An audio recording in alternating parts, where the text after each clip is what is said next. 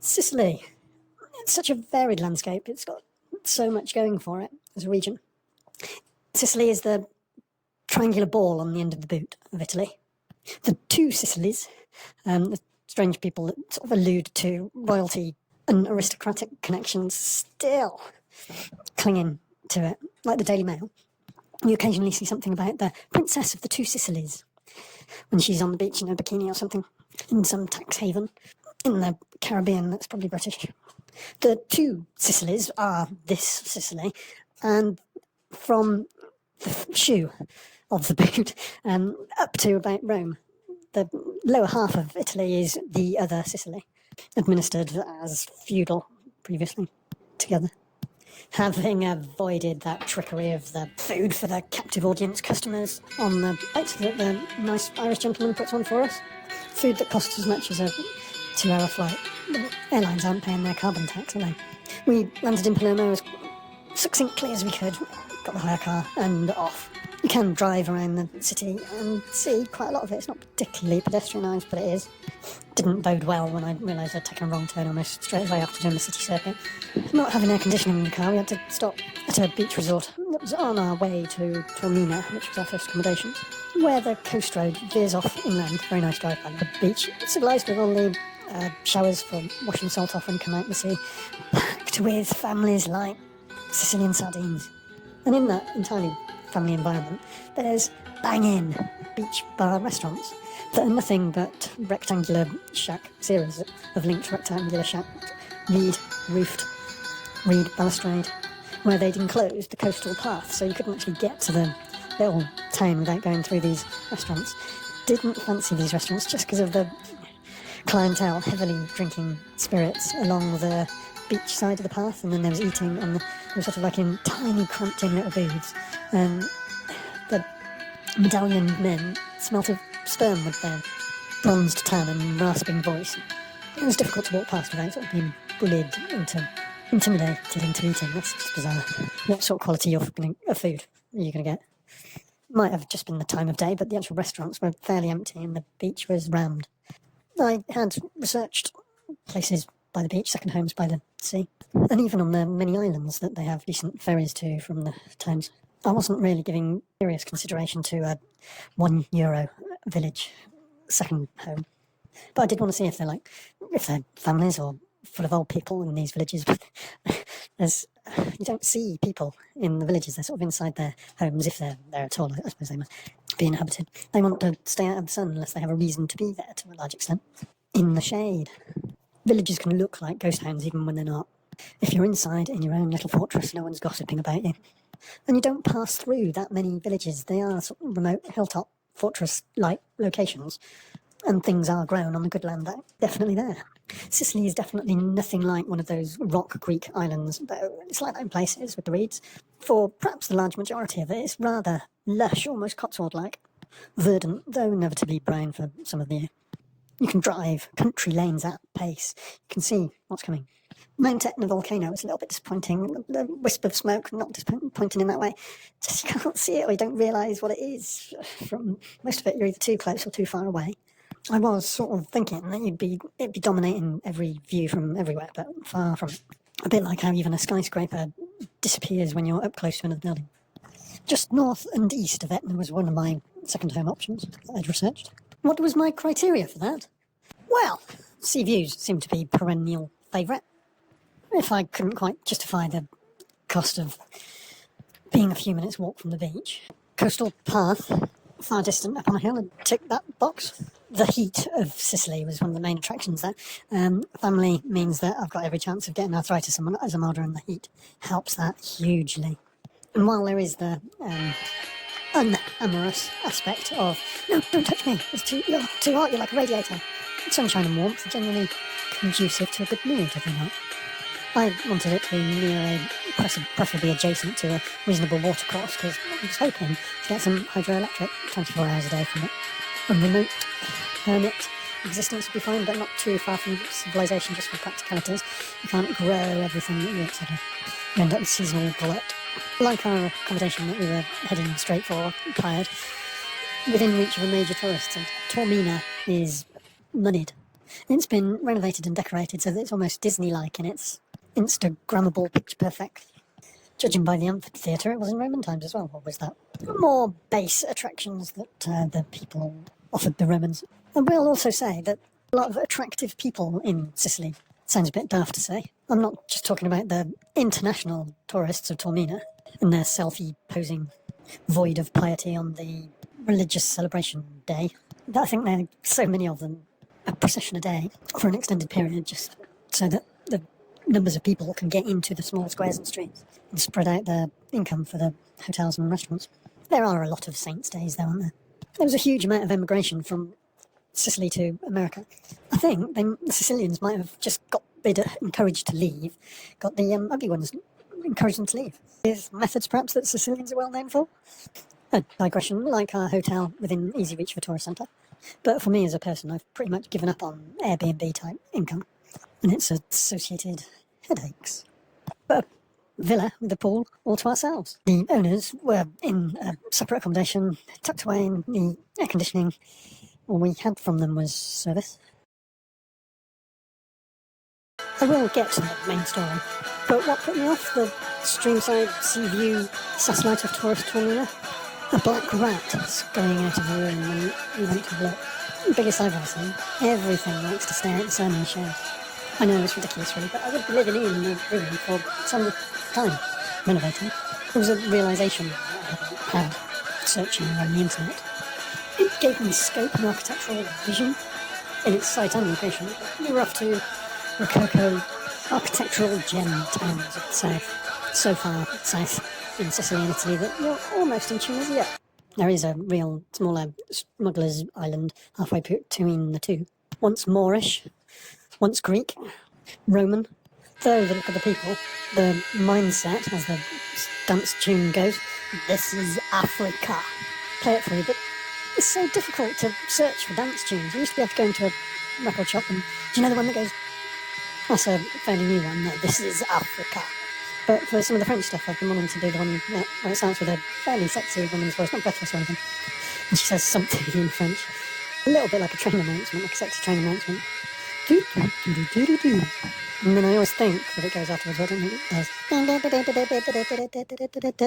But if I'd have done that in the 12-inch vinyl shop, they'd know what I meant.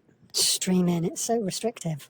The art form that this podcast is being stifled. Rococo Noto, near Lido on the beach, and Avola, and flanked by a couple of national park reserves. That's for naturists, not soldiers. And as a note to those swinger-type naturists, how any offence might be dealt with isn't really by the police, I would have thought, if you're in one of those nature reserves swinging free.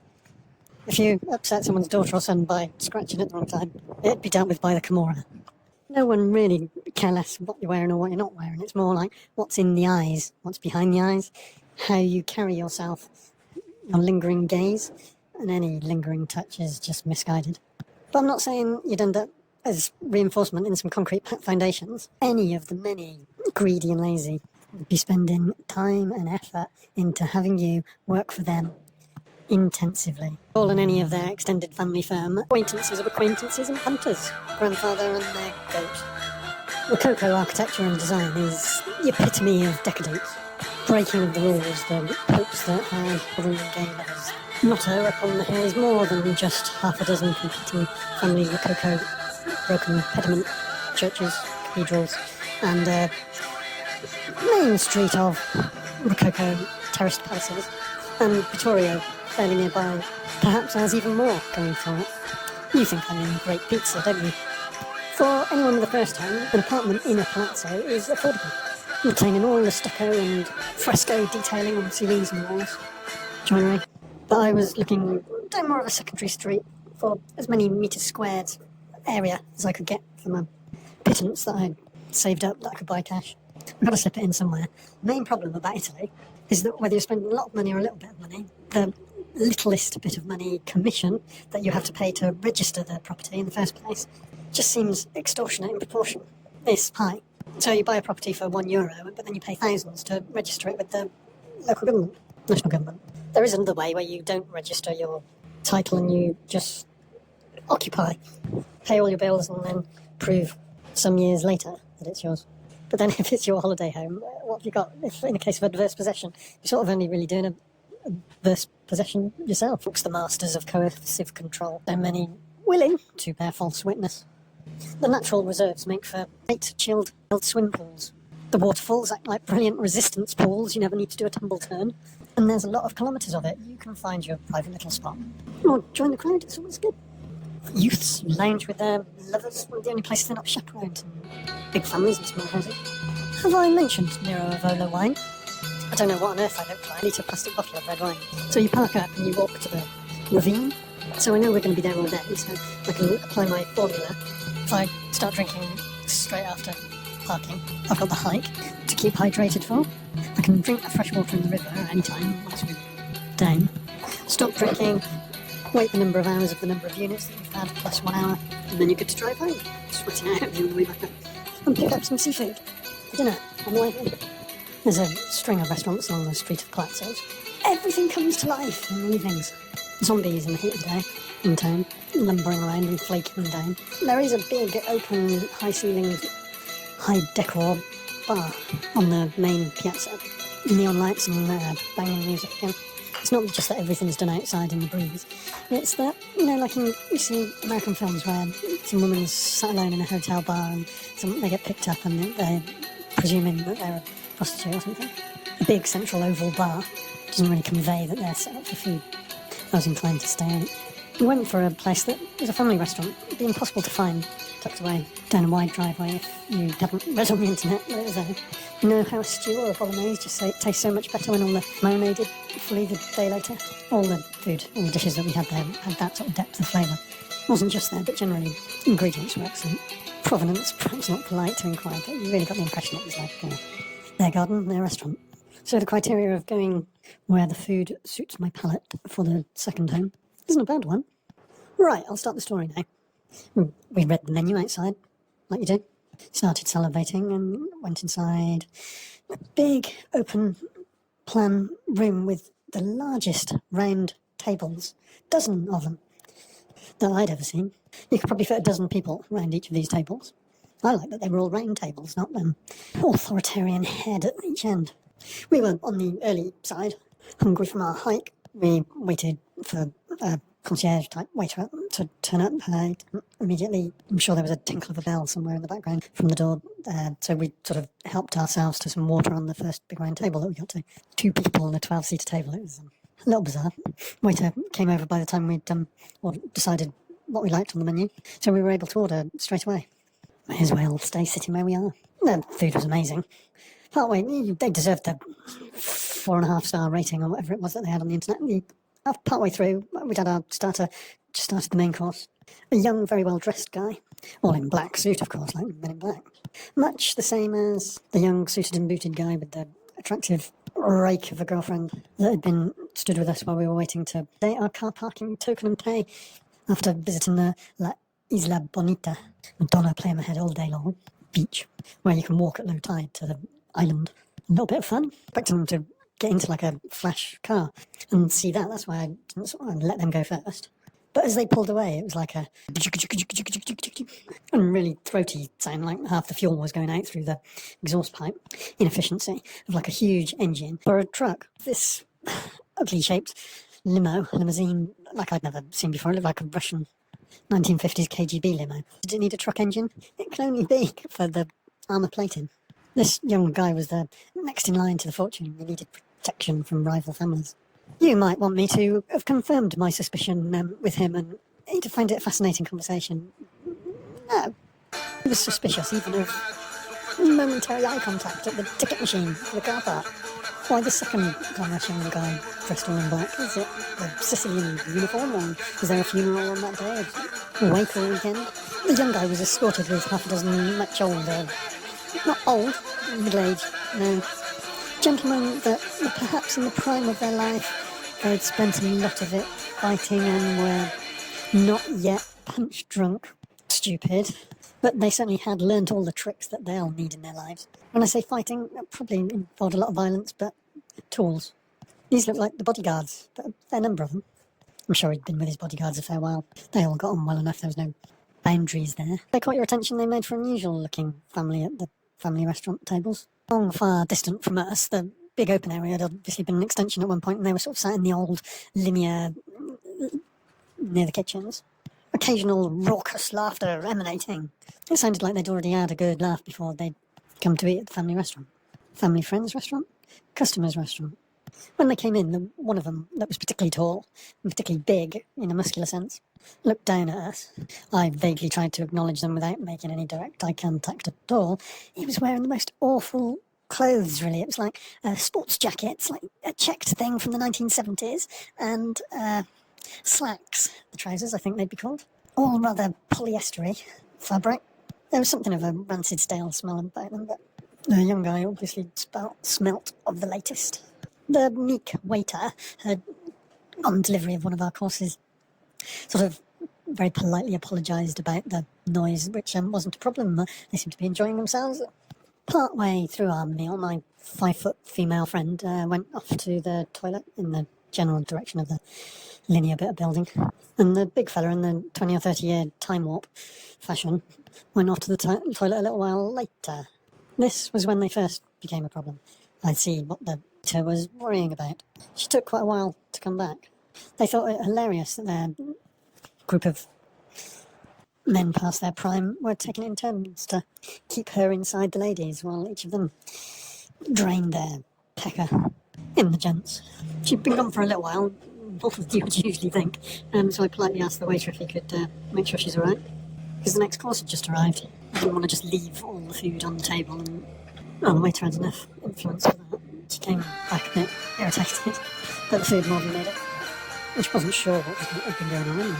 She was trying to describe the smell of their intimidation as she squeezed past them in the toilet corridor, and seemed a little bit appeased with my "the smell of sex, the smell of suicide, and all those things you can't keep inside."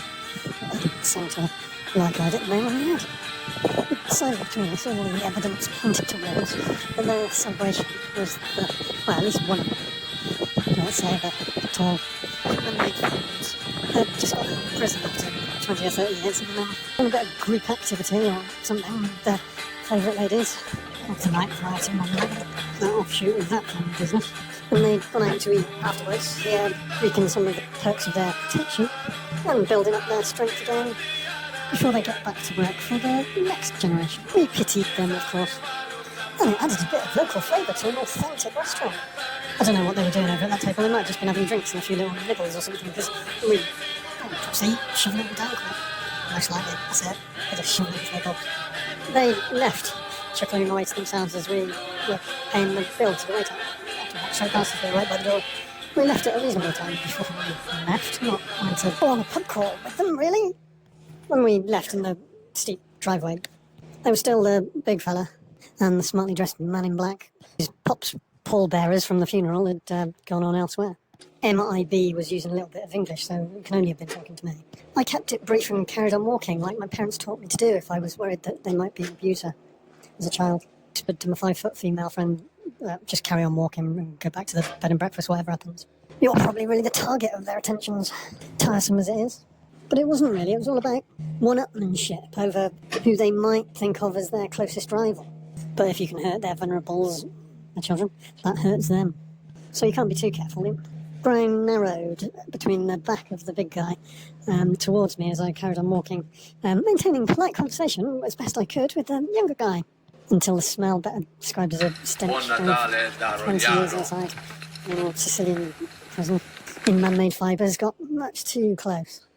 At which point, he's pulling his flammable jacket aside to reveal something I'd never seen before. Quite a shiny metal polished snub-nose 45 revolver with a wood handle, I'm going to call it, tucked into his trousers. The well-dressed guy. The young fellow is saying, "Do you want to see it?" I would have to be amongst the fashionably insane. They were laughing all the while.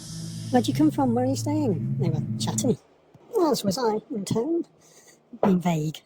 "I doubt it's one that you're affiliated with, sir. It's only a little place just off as you go down the hill." "Yeah, I'm a teacher, I'll call everyone, sir." They were trying to see if I was wealthy, worth robbing. But this would have been no street robbery. After a long minute of this interaction across decades and centuries to medieval times. MIB made noises to his big bellend friend in Italian to the effect of, "Ah, let him go." Away from the big bugger of a bellend that he'd done his big shock and awe reveal of his concealed weapon, it was very easy to find my 5-foot female friend. She'd gone public in the main piazza. The restaurant's only just really round the back of the town hall and then go directly home in case we were being followed. But I went to bed earlier because we were leaving for the plane. Fair few hours drive to the airport, first thing in the morning, early flight. Of course I was, but I wasn't really concerned about my 5-foot female friend. She's got a knack of squealing like a baby being put through something awful. Or had wilt the worst psychopath into a worm.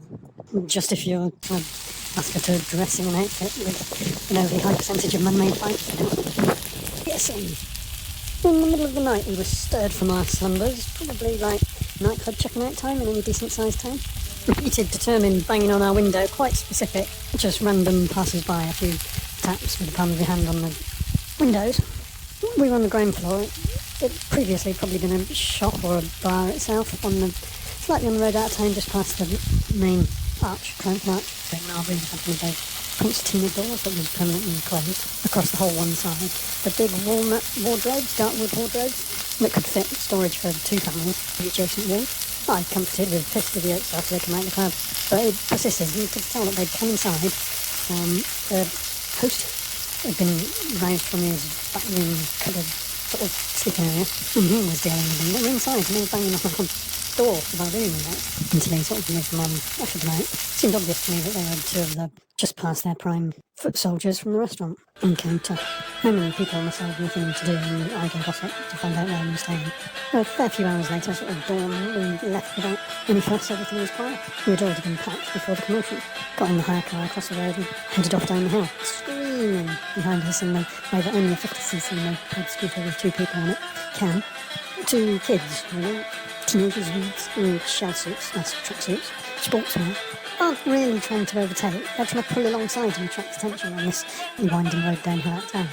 I wasn't dawdling. I had to ramp the shit out of their scooter. The one on the back, as I looked over in good road safety fashion to see what stupid thing I might be able to predict them doing next, lifted up the top half of his shell suit to show a revolver, like, tucked in the elasticated waistband of his bottom half of his shell suit. My eyes went back to the road. There was a car. I could see like 1 or 2 guns ahead coming up. It had his lights on. I didn't really need the lights at this time. The scooter was still beeping, and they sort of kept alongside. I started to speed up, and they did equally. I speeded up more. It was perfectly good in a 4-wheel. I knew that they couldn't overtake before the car that they hadn't seen because they were so focused on me came round the next corner. There was no way that I was going to let these kids with this gun get ahead of me. They could just make it dangerous and then we'd have to stop. The driver did see the oncoming car, had to slam on his brakes, and the gun came flying out of the elasticated waistband of his mate on the back, and I could see it back in the side rearview mirror, bouncing on the road in a very sort of dull, flat, skiddy bounce. He obviously had the weight of a real thing. It wasn't any sort of toy gun at all. You could hear it. So from Noto to Vittoria, which is about an hour and a half, I drove as fast as the road would allow it. Hey, perhaps I'd be in a different criminal family's curtilage by then or something. 2 lanes of traffic jam on a motorway exit for a town, and I'm tanking it at 90 mile an hour in the 3rd lane. Long way off in the distance in my rearview mirror, I can see a light of a police car and start to hear a siren. Surreptitiously, in a bland-coloured vehicle, I slip into the 2nd lane, little slot that opened up. The unmarked police car went past fairly slowly, and the 35-year-old guy driving did sort of look at me as he went past, but he wasn't sure it was me. It would have caused too much turmoil and I don't think he particularly wanted to do the bidding of egotists that had sent him. I was going truly across country after that. The most direct route to the airport, but country lanes. That had solved the mafia bent cop APB that they might have had out on me. Couldn't not do a driving roundy tour of town and villages we went past, and if they looked particularly promising. Exchanged the vehicle with the car hire on getting to the airport and waited in the queue to check in. While waiting, what looked like a very similar officer, but hey, they're all Italian looking, wanted to talk to me in the queue. Straighten something out with him about who I've met while I've been on holiday. They might not have been a bent cop. It might have been the bed and breakfast bloke calling to say that I might have got involved with some dodgy locals and I might be up to something with them. But I answered all his questions much better than I had done the mafia foreign trust guy the night before. And Italian plod seemed satisfied and went away with a be careful. We went through passport control at the earliest convenience. And relax. Some of you might be waiting for a cavity search story at the British end. We call that Brexit.